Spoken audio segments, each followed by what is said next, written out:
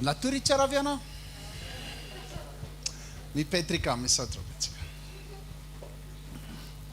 Hello, Michael. Hello. Sorry that we are late. Olana tsiny any amin'ny fahatarana.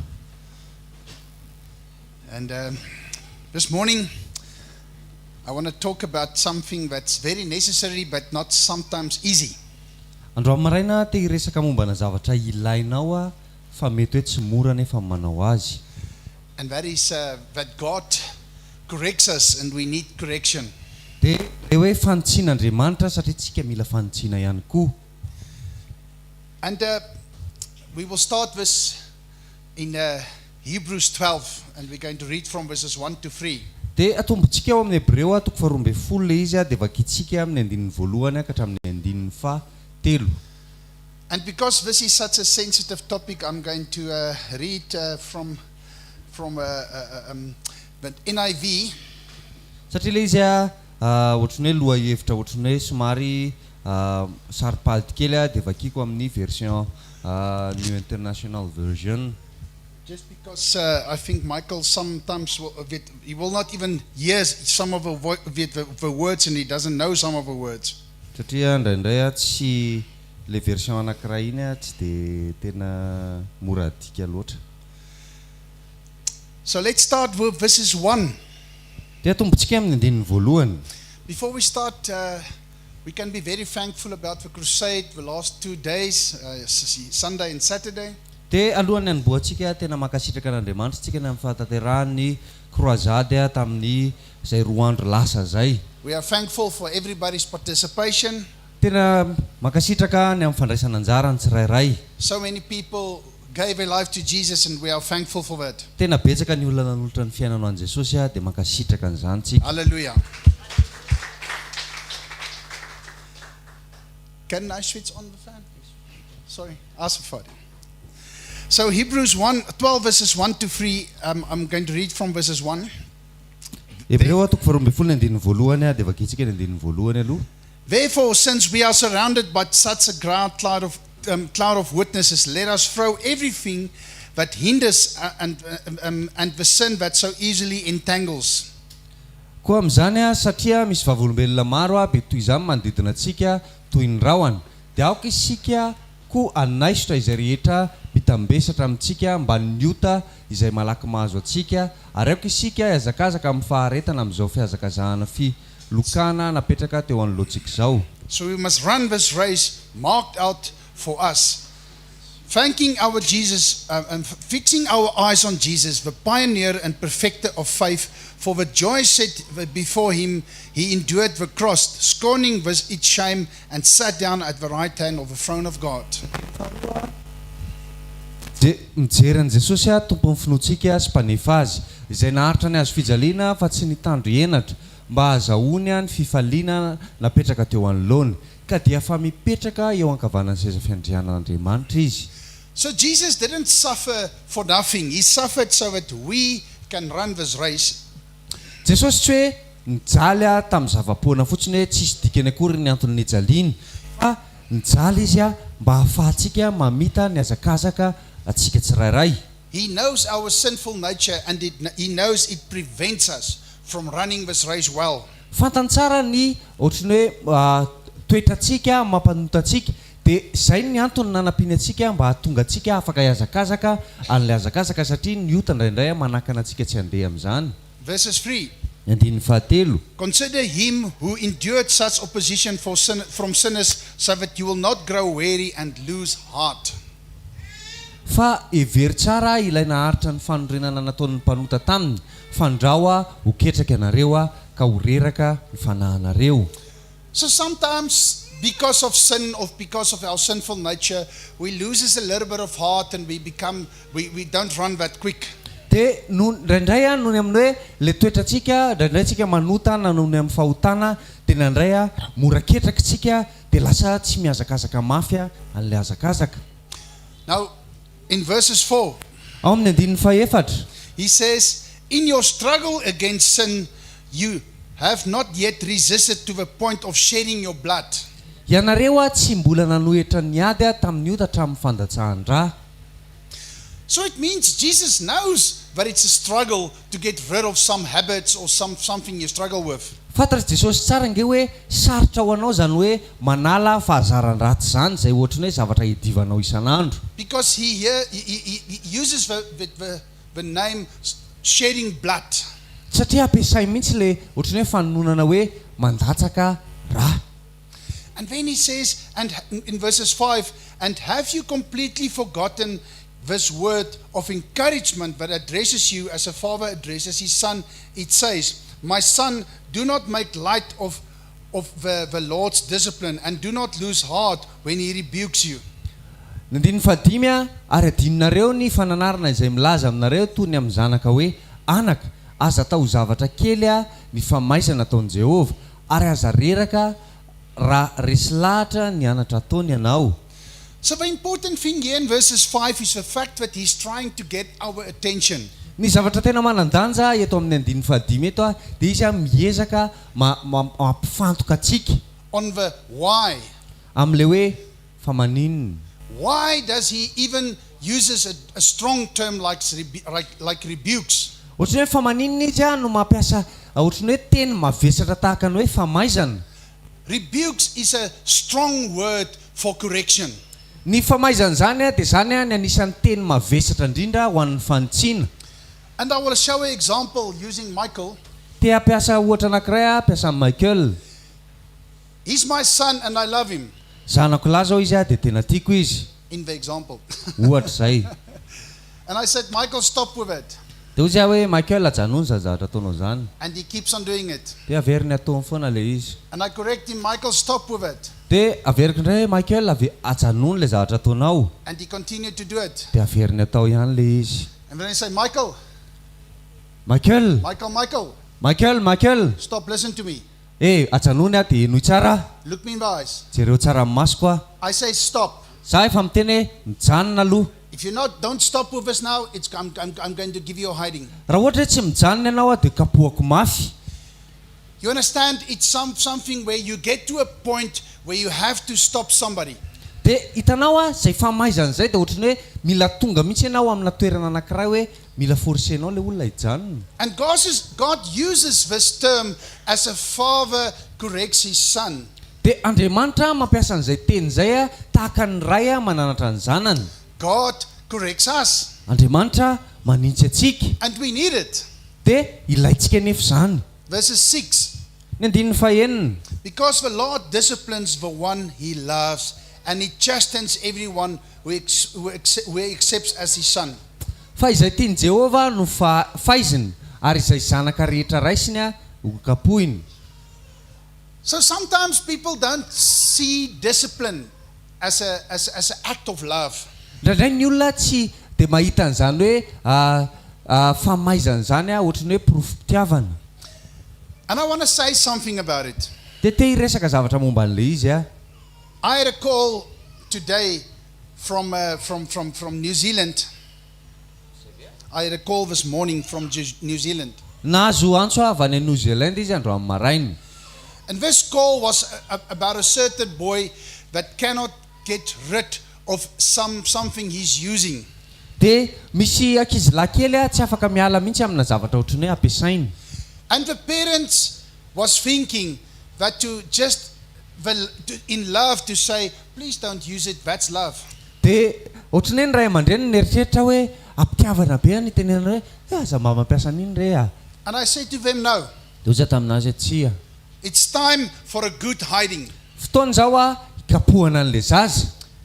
And they gave me feedback this morning that last night the mother couldn't take it anymore and she was really hitting him with giving him a good hiding. Dia hozy izy tamin'ny maraina ry zareo nanome tatitra anahy dia hozy izy le maman'le zaza hoe tena fa tsy vitako intsony dia nikapohako mafy le zanako. And this morning that child came to the mother. Dia andro amin'ny maraina nanantona an'le renim-pianakaviana le ankizy lahy kely. Saying, Mama, sorry about my reaction. Dia hozy izy hoe miala tsiny any amin'ny zavatra nataoko. And thank you for giving me a hiding. Dia misaotra anao nikapoka anahy koa. Because we don't necessarily always see the value in it. Satria indraindray tsy hitantsika loatra le lanjan'izay zavatra izay. Until we get it and we see the results about that. Raha tsy hoe efa tonga amin'izay tsika dia mahita ny vokatra ao aorianany. But it must still be done in love. Fa mbola tokony na mikapoka azy ianao dia tokony ataonao am-pitiavana le izy. If it doesn't come from the foundation of love, it brings damage. Raha ohatra manko le izy mikapoka ianao na manafaizaza nefa ny fototra tsisy fitiavana ao anatin'le izy dia mety mitondra fampitehana le izy. It brings trauma and hurt. Dia lasa mahatonga traumatisme sy ratra. So that's why it's important after the correction to show the love again. Zay mampatonga an'le hoe ao aorianany ianao manafaizaza dia aseho anao indray hoe mbola tianao izy. Explaining that even this Manazava aminazy hoe na dia le voakapoka ohatr'izay aza is necessarily in certain situations. dia ilaina amina toe-javatra misy. And it's because I love you. Dia noho hoe satria tiako ianao. And I'm going to read some other verses showing the example, what God shows us. Dia amaky tenin'Andriamanitra maromaro maneho ohatra amin'ny zavatra ohatr'izany aseho an'Andriamanitra antsika. But first I want to read verses 7. Fa voalohany aloha ovakitsika ny 17.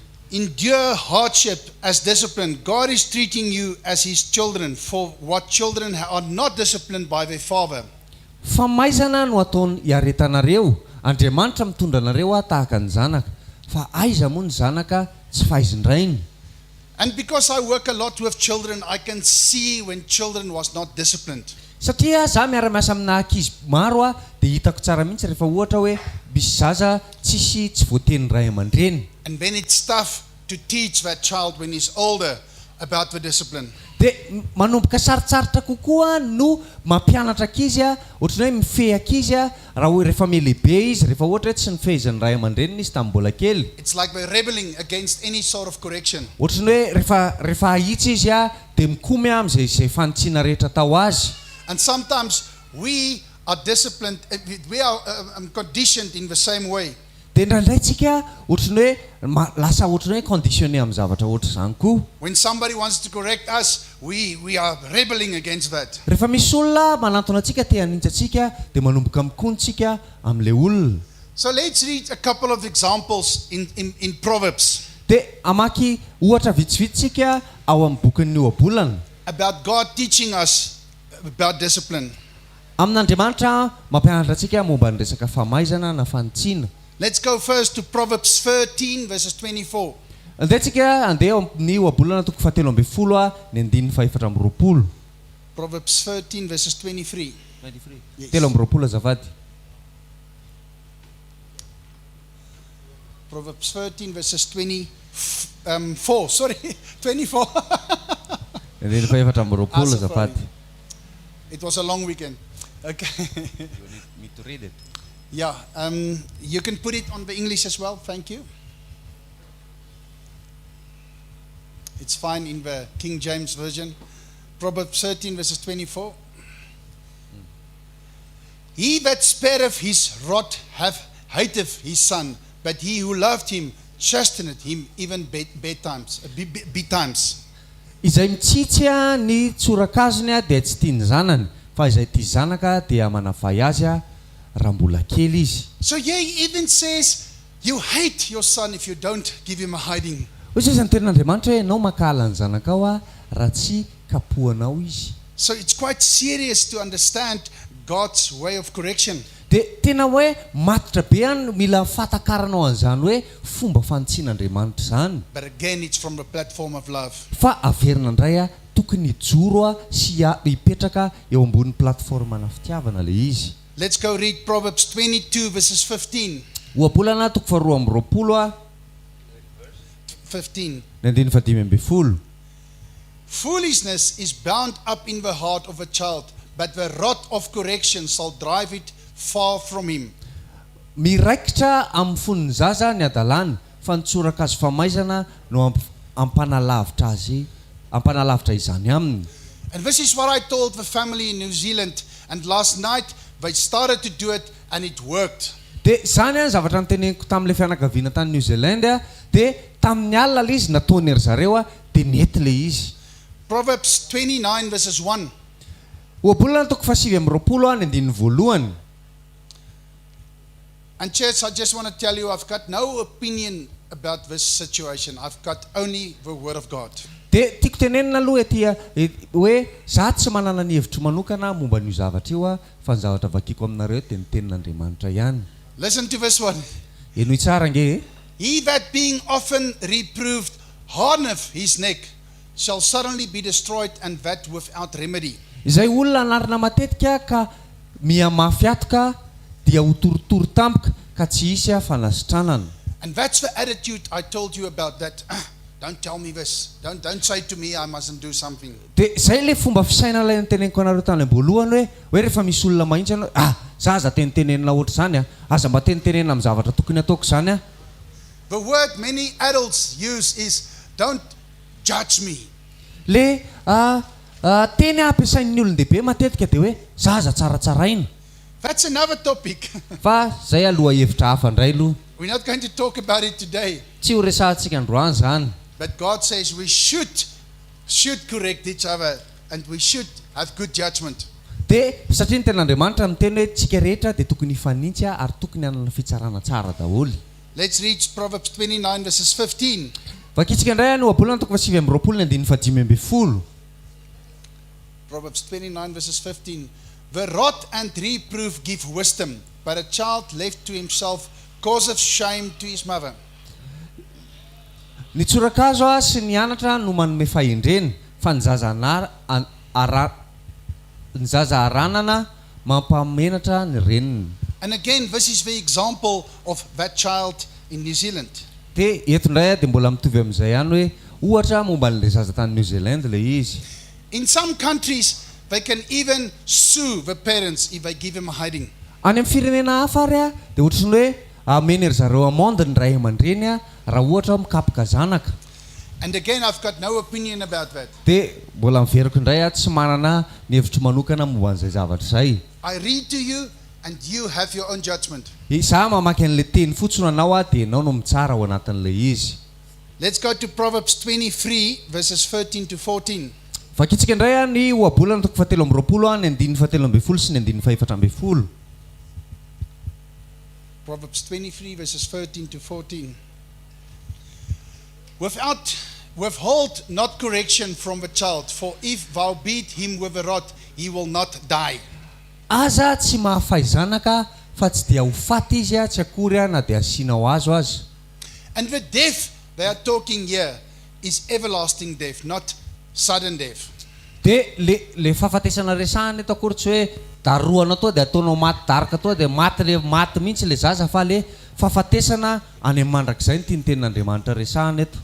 So don't hit your child until he dies. Tsy hoe kapohanao ny zanakao mandra-pahafatiny. Again, uses the word love.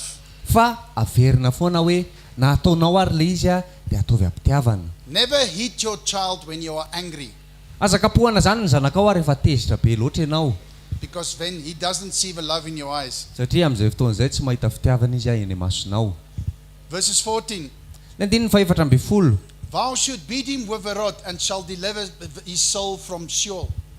Raha mamely azy amin'ny azo ianao dia ho voavonjinao tsy ho any amin'ny fiainana tsy hita mifanahany. Is this quite clear for you, family? Efa manomboka mamazava aminao kokoa ve le izy ry ankonana? And I didn't read from a manual. We were reading from the Bible. Am I right there at the back? It's the Bible. Za akory tsy hoe namaky zavatra tao anatina manuel anankiray fa baiboly no namakiko anazy, tsy marina zay, tsy baiboly ny hitanareo avakitsika io. So you do what you think is good. Dia ianao manao zay eritreretinao hoe mety. But I believe that God's ways is the best ways. Fa za mino hoe ny fomba an'Andriamanitra ny fomba mety indrindra. Because I've seen children, even in prison. Fa za mahita na dia ankizy ary any amponjo. And there's one thing I want to say regarding that. Dia misy zavatra anankiray fotsiny teko tenenina momba an'izay. I always see it's like the rebelling in the heart because they don't like correction. Dia hitako foana le izy hoe misy fikomiana any anatin'ny zareo any anatin'ny fony any satria tsy tia hitsy. That's why God says, if you hate your child, don't correct him. Zay mampatonga ny ten'Andriamanitra miteny hoe raha halanao ny zanakao dia aza hitsy ary izy. Let's go back to Hebrews 12 verses 8. Dia tsika hiverina amin'ny Hebreo toko 12:9.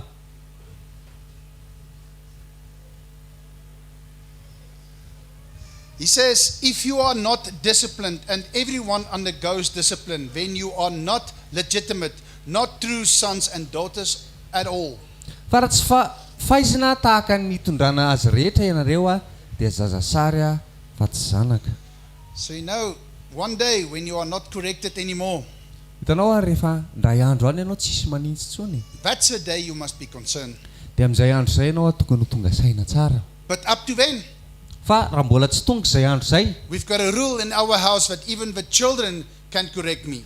dia izay zao ohatranay a manana lalàna kely izay hoe na ny zanako ary a dia afaka mitondra fanitsina raha misy zavatra tsy mety ataoko. Because we serve the word of God.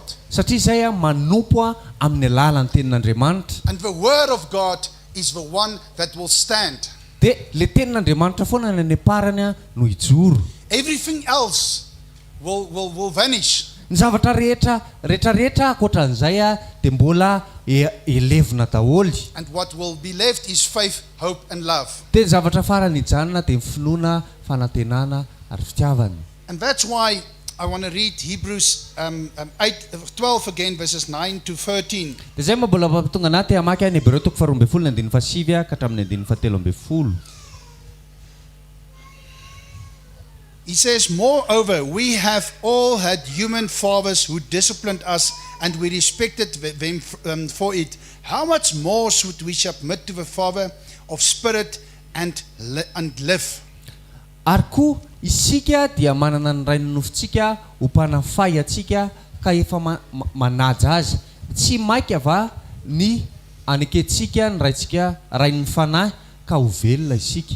So it's like we must have a right attitude towards correction. Dia tokony hananantsika zany ny fotom-pisainana mety a rehefa tonga ny fanitsiana And towards discipline. sy ny amin'ny famaizana. Verses 10. Ny 10. They disciplined us for a little while as they thought best, but God disciplined us for our good in order that we may share in His holiness. Fa ireny a dia manao izay ahafay antsika tamin'ny andro vitsy araka ny sitrapony, fa izy kosa dia asoa mba andraisantsika ny fahamasinany. So now there's another aspect regarding this. Eto indray a dia misy aspect anankiray momba an'ilay izy. God's heart is He wants to discipline us so that we can share in His holiness. Andriamanitra te anafay atsika mba hampatonga atsika hizara ny fahamasinany. So can you understand it's for our own good? Dia azonao tsara ve hoe ho atsika ny zavatra zany. So why will we resist it? It's stupid, it's foolish. Raha ohatra hoe manohatra an'izany tsika dia adaladalitsika. Verses 11. Ny 11. And this is something I can put up my hand Dia ty zavatra ty a dia afaka nanganako tanana mihitsy. and say, no, discipline seems pleasant at the time, but painful. Later on, however, it produced a harvest of righteousness and peace for those who have been trained by it. Fa ny famaizana rehetra dia tsy mba natao hahafaly a amin'ny andro anaovana, fa mampahory. Fa rehefa afaka izany a dia vao mitondra ny vokatry ny fahamarinana hiadanana ho an'izay nanaovana azy izy. You all remember my story Tadidinareo daholo ny tantarako. of my friend phoning me, Le namako a niantso anahy saying, who are you and what did you do with Mindert? hoe ifizy ianao ary inona nataonao tamin'ny Mainderta. Do you think it was easy to hear that? Ianao ve mieritreritra hoe mora ho anany nandre zavatra ohatr' izany? Saying you always was pleasant and positive, now you are negative and depressed. Taloha ianao a olona mahafinaritra sy olona tena feno fiainana, zao ianao olona tena ohatran'ny hoe olona kivy amin'ny fiainana sy olona mahakamina miaraka aminao ary. But today I can tell you that man saved my life. Fa androany afaka miteny anao fa zay lehilahy zay a namonjy ny fiainako. Even if it was a hard discipline. Na dia famaizana mafy ara le izy. Come on, Mindert, what's wrong with you? Hoe ahoana ry Mainderta fa ina problème manao? It was a good thing because he wanted to help me. Tena zavatra tsara le izy satria izy te hanampy anahy tamin'izay. And because I wasn't offensive through that, it helped me. Tsy satria za tsy ohatran'ny hoe nandratra anahy le izy a dia nanampy anahy zay zavatra izay. Amen. Amen. So let's go to Galatians 6 verses 1. Andehantsika hijery ao amin'ny bokin'ny Galatiana 6:1. Galatians 6 verses 1. Galatiana 6:1. You can also put it up here if you can. Thank you. Galatians 6 verses 1. Galatiana 6:1. Brethren, even if a man be overtaking and in any trespass, you that are spiritual, restore such a one in the spirit of gentleness, looking to thyself, lest thou also be tempted. Raha misy olona azony niota tsy nahaza dia atsanganareo izany izay manana ny fanahy amin'ny fahamorana izy ka miheverana ny tenanareo fandrao ianao koa mahalaim-panahy ihany. And I've said this previously, long time ago, Dia efa niteneniko zany tany aloha tany efa ela. but I want to say it again today, Fa averiko tenenina indray androany. to sharpen our pencils. Raha ohatra ianao zao ohatra ny hoe mitahy crayon, Do not gossip about the person. dia ianao raha ohatra hoe misy olona dia tsy tokony fosafosa olona. Do not expose that person. Dia tsy lasa ianao akory hoe alainao baraka le olona. Do not push him in front of a bus. Tsy hoe lasa ianao hoe atosika eo anoloana bus anankiray izy. It's a term we use to say that you don't care about somebody. Zany dia ohatra ny hoe fiteny ampiasainay hoe ianao tsy mivaky lo olona. I want to quote something I read, Misy zavatra anankiray tiako tenenina zavatra mivakiko. and I'm going to read. Dia hovakiko le izy zao. It says, restore such a person. Izany olona zany dia tokony ho averina amin'ny laoniny. The overtaken ones need to be restored. They are not to be ignored. Le olona zay lavo dia tsy tokony hoe tsy rarahina fa tokony averina amin'ny laoniny ny fiainany ahitsy. You understand what he's trying to say? Azonao ve ny zavatra tiany tenenina? So now God's got your attention regarding something somebody is doing. Maybe it's gambling, maybe it's drinking, maybe it's adultery. Dia ohatra ny hoe Andriamanitra zao ohatra ny hoe misarika amin'ny fifantohanao any amina olona anankiray, ohatra ny hoe voafatotry ny zavatra, mety hoe voafatotry ny filokana, fisotroana na ohatra hoe fitsangatsangana. So that person has been overtaken by the sin. Dia zay olona zay dia ohatra ny hoe efa resiny ohatra ny resin'ny fahotana mihitsy. So he says, do not ignore it. Dia hoy izy hoe aza avela amin'izao fotsiny le izy. That person should not be excused. Tsy hoe ohatra ny hoe tadiavana excuse le olona. They are not to be destroyed. Tsy tokony hoe voamay arom-potehana le olona. And this is what gossip or pushing him in front of a bus will do. Dia zay ny ataony hoe fosafosana sy le hoe alefanao alohan'ny bus izy mba ho faty. The goal is restoration. Fa ny tanjona dia ohatra ny hoe ny famerenana anazy amin'ny laoniny indray. And the term restore means to put in order. Dia le teny hoe famerenana amin'ny laoniny zay dia ohatra ny hoe famerenana ny zavatra rehetra amin'ny rafitra tokony hisy azy. In Greek, by using the word, it's like a fractured bone or something that needs to be healed. Dia ohatra ny hoe le teny ampiasaina zareo eto ohatra ny hoe misy taolana potika tanteraka dia averina amin'ny laoniny, averina apetaka amin'ny laoniny. It's like in Mark 1 verses 19, Jesus used the example of the disciples restoring their nets. Dia ohatra ny hoe le ohatra ampiasain'i Jesosy ao Marka 1:20 hoe le mpianatra miezaka manamboatra ny aratony.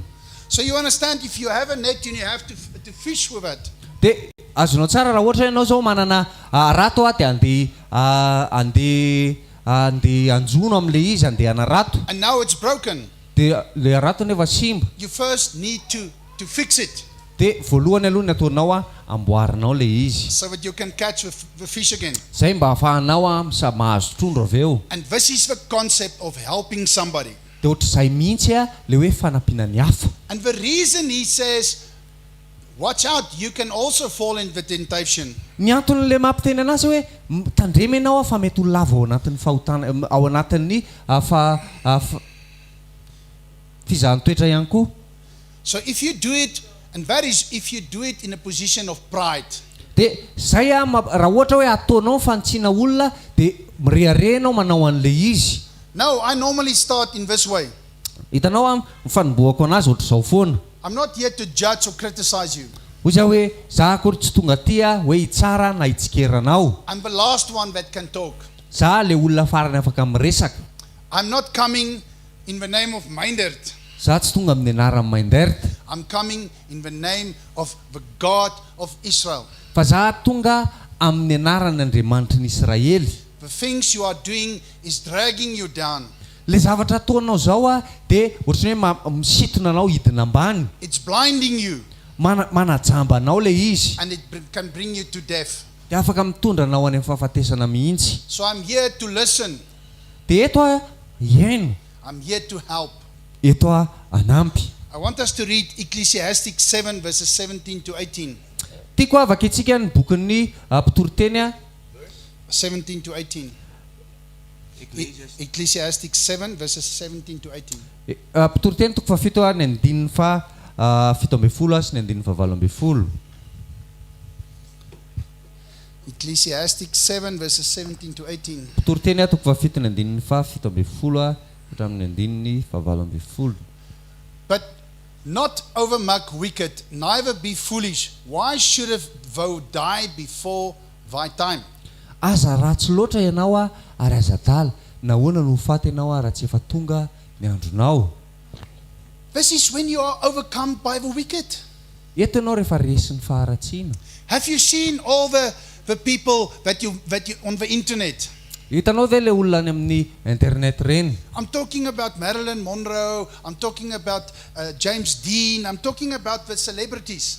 Miresaka momba le olona malaza reny a Marilyn Monroe, James Dean sy le olona malaza sasany reny.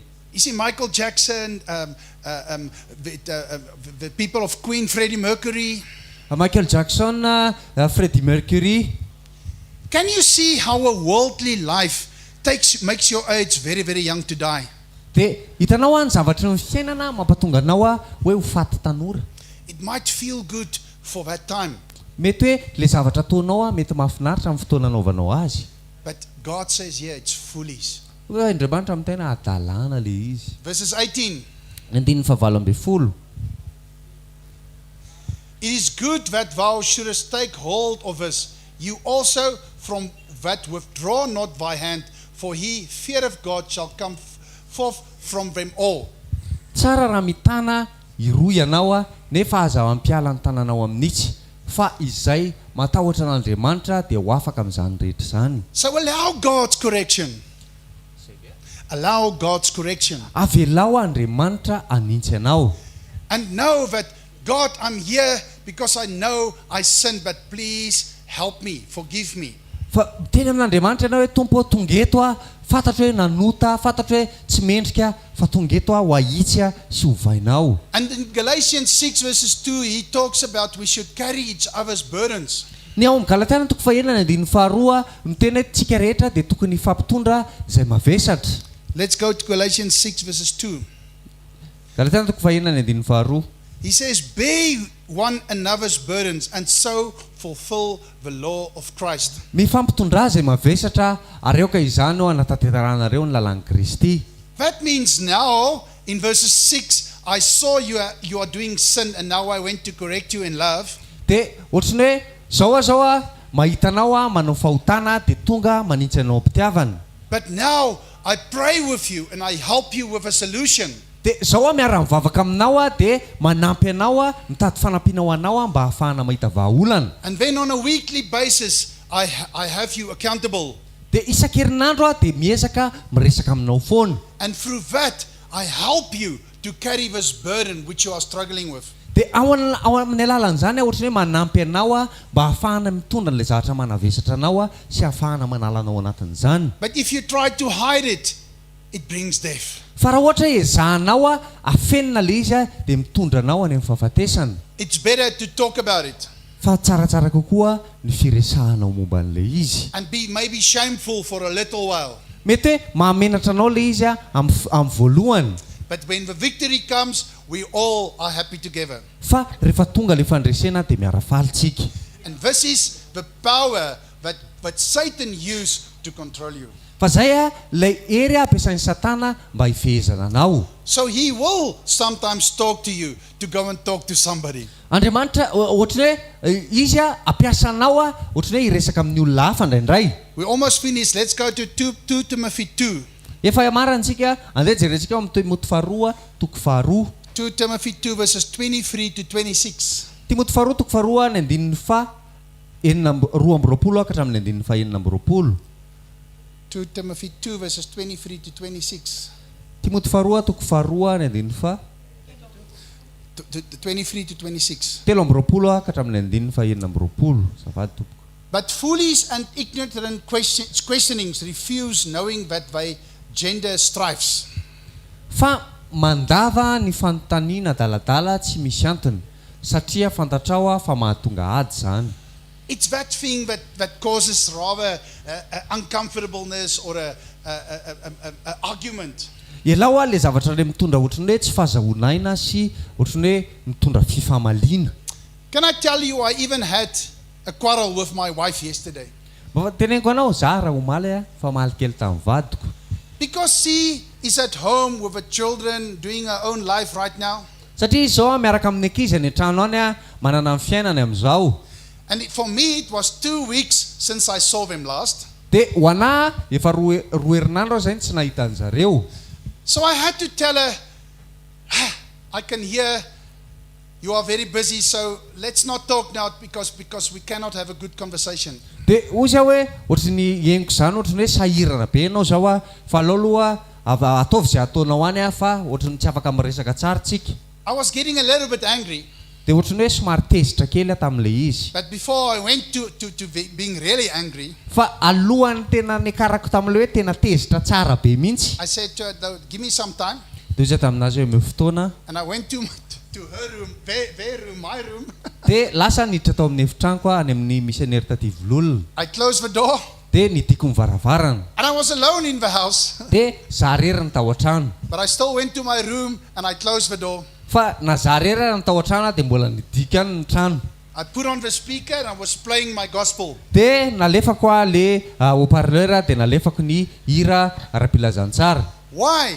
Fa maninona? Because the only person that can really comfort and help you is our Lord Jesus Christ. Satria ny olona tena afaka hoe miconforter anao de tsy iza fa ny tompo Jesosy tsika. And after about 5 songs, De tao aorianan'ny hira anankidimy I had my peace de miverina indray le fiadanana. and I was phoning her. De natsoko amin'izay izy. And the first thing she said, and it's because of the word of God, De ny zavatra voalohany tenenina satria noho ny amin'ny tenin'Andriamanitra was, I'm sorry, my love.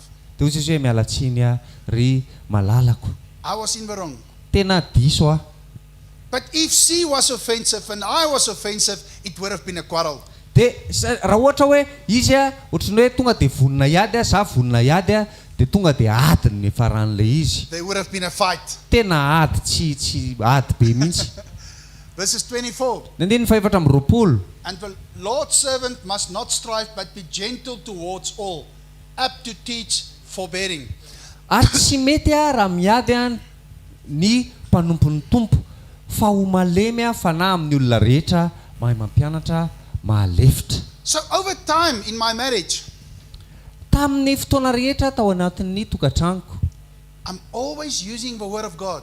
de ampiasaiko foana ny tenin'Andriamanitra. So yesterday I didn't say anything. Omaly tsy niteny ninina. And when I phoned again, she said sorry.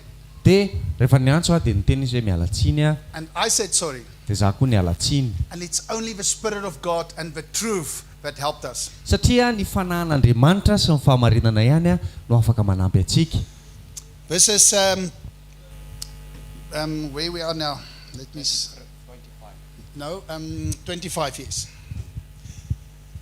In meekness, correcting them that oppose themselves, if peradventure God may give them repentance unto the knowledge of truth. Mananatra ny mpanohitra amin'ny fahamoram-panahy fa angamba Andriamanitra no me azo fibebahana alalan'ny tsara ny marina. So sometimes we just have to say something in truth.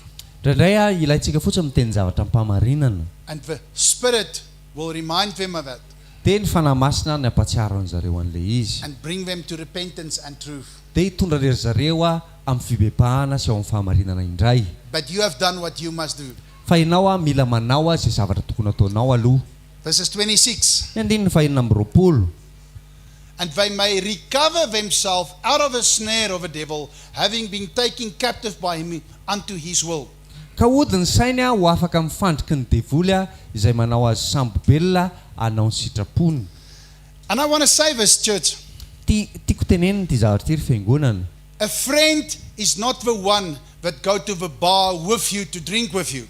Ny namana tsy le hoe le miaraka aminao any amin'ny toerana fisotroana toaka dia miara misotro toaka nareo. A friend is the one that when you want to go to the bar, you tell him, Ny namana dia raha ohatra ianao te ho any amin'ny bara dia le namana miteny tsy mahazo. And even if he rejects you at that moment, Dia raha ohatra hoe ahilikiliny ianao amin'izay fotoan'izay, the day he needs you, amin'ny fotoana ilavany ianao he will not phone the ones that went to the bar with him, he will phone you. le tsy izy tsy antso an'le olona le niaraka taminazy tany amin'ny bara fa ianao no atsony. And that is the spirit of truth. Dia zay le fanahy amin'ny fahamarinana. Okay, James 1, Jakoba toko voalohany verses 19 to 25. teny 9:20 ka hatramin'ny 9:20. We'll finish off with this today. Izay ny maranantsika azy androany. James 1, verses 19 to 25. Jakoba toko voalohany 9:20 ka hatramin'ny 9:20. You know this, my loved brethren, but let every man be swift to hear, slow to speak, and slow to wrath.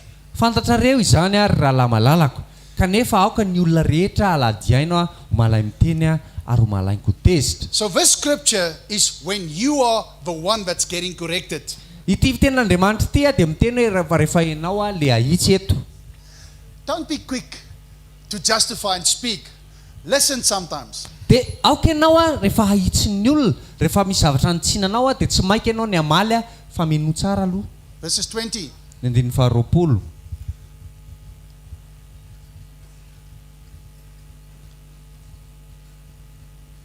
James 1, verses 20. Jakoba toko voalohany 20. For the wrath of man worketh not the righteousness of God. Fa ny fahatezeran'ny olona tsy ahefa izay marina eo mason'Andriamanitra. So every time you're trying to justify yourself, Amin'ny fotoana rehetra izay izahanao manamarina ny tenanao, it's just feeding the problem. dia vao may ianao ohatrany hoe mamahana an'le olana amin'izay fotoan'izay. Like if you are late Raha ohatra zao hoe tara ianao, and somebody asks you, why are you late? dia misy olona manontany ianao hoe fa maninona ianao ny tara. There's a lot of things that you can say. Dia misy zavatra be dia be afaka teneninao. It's the traffic. Ny embouteillage. Somebody kept me. Nisy olona nitazona anahy. This happened and that happened and that happened. Zao ny tranga dia zao ny tranga dia zao ny tranga. But if you say sorry, Raha ohatra miteny fotsiny hoe miala tsiny. sorry that you had to wait, Miala tsiny fa nila ny andro ianao. it can stop the problem. Dia afaka manatsahatra eo afaka mampijanona an'le olana zay This amin'izay one fotoana. feeds the problem. Fa ity anankiray ity vao may ohatrany hoe mamelona an'le olana mamahana an'le olana. And the only thing is you become very clever in hiding it or lying. Dia raha ohatra ianao ohatrany hoe mieritreritra hoe marani-tsaina dia lasa ianao afeninao le izy na mandainga ianao momba an'le izy. It's not a sin to say sorry. Tsy fahotana akory miteny hoe azafady.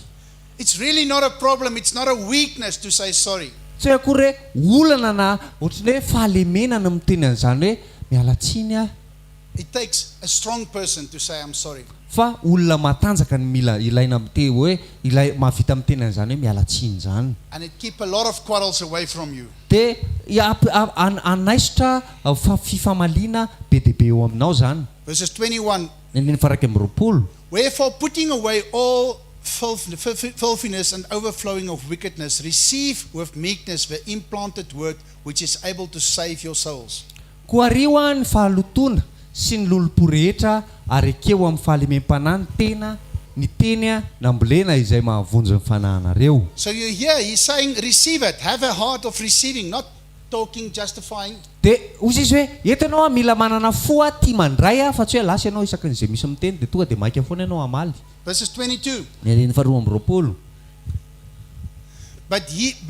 But be you doers of the word, not hearers only, deluding your own selves. Fa aoka ho mpakatony teny anareo fa aza mihaino fotsiny ihany ka mitaka ny tenanareo. Because the word can save you. Satria ny teny afaka mamonjy ianao. And somebody's correction can save you. Ny fanitsin'ny olona mety afaka mamonjy ianao. Verses 23. Ny 20. For if anyone is a hearer of the word and not a doer, he is like unto a man beholding his natural face in a mirror. Fa raha misy olona mpihaino ny teny nefa tsy mankatoa dia toy ny olona mizany tarehany eo amin'ny fitaratra izy. Verses 24. Ny 24. For he beholdeth himself and goeth away and straightway forgotten what manner of man he was. Fa mijery ny tenany izy dia lasa ary miaraka amin'izay dia adino ny tarehany. So, if somebody corrects you, remember that.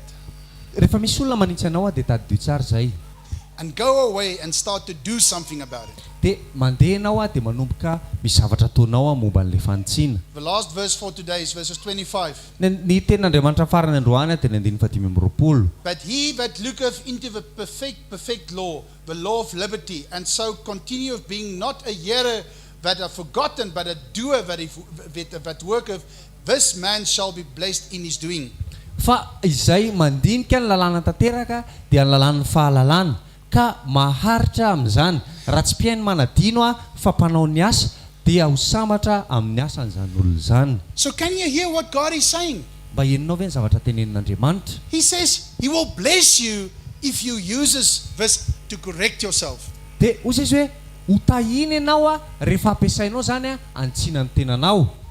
So I want you to say to God today Tikanao hiteny amin'Andriamanitra androany that here I am, Lord. hoe tia Tompo. If you want to give me any correction, I have the right attitude to receive it. Dia hoe raha te hitondra fantsiana ianao androany dia vonina manana fomba fisainana vonina handray an'izany In Jesus' name. amin'ny anaran'i Jesosy. It's not a shame. Tsy fahamenarana zany It shows you that God loves you. fa maneho fotsiny hoe tian'Andriamanitra ianao. And do the same with your children, Dia ataovy koa zany zavatra zany amin'ny zanakao, your husband, your wife, your family. ny amin'ny vadinao ny ankonanao, But make sure you go in love. fa ataovy ampitiavana ilay izy. Ataovy azo antoka hoe ataonao ampitiavana ilay izy. Let's pray. Ataontsika hivavaka. Thank you, Lord Jesus, Saotra Tompo Jesosy that we can come to you today. fa afaka tonga eo aminao zay androany Receive your word. mandray ny teninao. Know that even if you rebuke something in our lives, Na dia hoe misy famaizana raha hoentinao eo amin'ny fiainanay we want to share in your holiness. dia te izara ny fahamasinanao zay So we accept that. dia ekenay ilay fantsiana. We embrace that. Tena akamaminay ilay fantsiana. We do not want to resist that. Tsy te hanohatra an'izany zay. Thank you for your love. Misaotra ny amin'ny fitiavanao. We pray this in Jesus' name. Vavak'izay amin'ny anaran'i Jesosy. Amen. Amen. So trabetsika.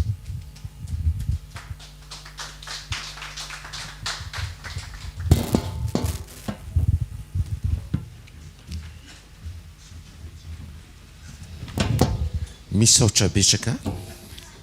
Misaotra an'Andriamanitra tsika ary misaotra ny Ralamandery takoa atao anatin'izay teny izay mino fa nandray teny indray tsika afaka hijoro afaka androso hitandrina ny fiainantsika amin'ny alalan'izany fahamaizana ampitiavana mba hiainantsika sy hizarana ny fahamasinan'Andriamanitra ary ihany koa rehefa ao anatin'izay fananaran'izay na ao anatin'izay fahamaizan'izay dia maneho ny fahalemem-panamandraka ariva tsy hoe manamary tena tsy hoe za zao na za zao na za zao fa raha matsiaro diso dia ianao tokoa ny tonga dia miteny hoe azafady mialatsiny fatary mialatsiny fa diso tahaka ilay vavolombelona maro nambarany teo ary tena fiainana zaraina satria izay no mahatanteraka ny fanatrehan'Andriamanitra sy ny fahatsaran'Andriamanitra eo amin'ny fiainantsika.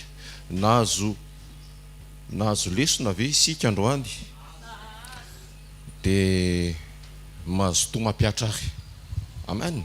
Mazotoa mampiatra tsika mba hiaina ny fahatsaran'Andriamanitra tokoa, ny toetra n'Andriamanitra, fahalemem-panahy, ny fitiavana ny zavatra rehetra dia atao amin'ny fitiavana aoka tsy ho tezitra tsy ho mora tezitra fa tsy ahitantsika ny tanan'Andriamanitra ny azonantsika ao anaty fahatezerany. Amen. Mahita fa iseho indray ny fahalemem-panahintsika androany rapitso afaka pitso ao malak'izay. Amen. Amen. Ny fotoanantsika eto ihany rapitso miaraka amin'ny Ralamandery tahaka izay koa ny amin'ny larobia ny fotoana zoma any amin'ny trampokon'olona ny sabotsy koa any amin'ny trampokon'olona. Alleluia. Raisitsika ihany voilà for a blessing and final prayer. Thank you very much. Let's receive the blessing of our Lord. laoara isika ny fitahin'andriamanitra. Thank you, Lord Jesus, Misaotra Tompo Jesosy that we can be very happy fa tena afaka nofaly zahay because you hear us and you know us satria mandre anay ianao ary mahafantatra anay and you love us. ary tianao zahay. Lord, today we come to you with outstretched arms Dia androany zahay Tompo manantona anao miaraka amin'ny tanana misandratra. to say, Lord, we receive any correction you bring us. Dia miteny hoe raisinay any fantsiana zay rehetra hoentinao eo aminay. And may the Lord bless you. Dia hitahanao ane Jehova. May the Lord bless you so that we can be a blessing. Hitahanao ane Jehova mba hatonga anao ho fitahiana. In Jesus' name we pray this. Amin'ny anaran'i Jesosy ny vavahanay a. Amen. Amen. Fahasoavan'Andriamanitra nato izao a. Fahasoavan'Andriamanitra nato izao anareo a. Amen. Veluma tahin tumpo amarekua.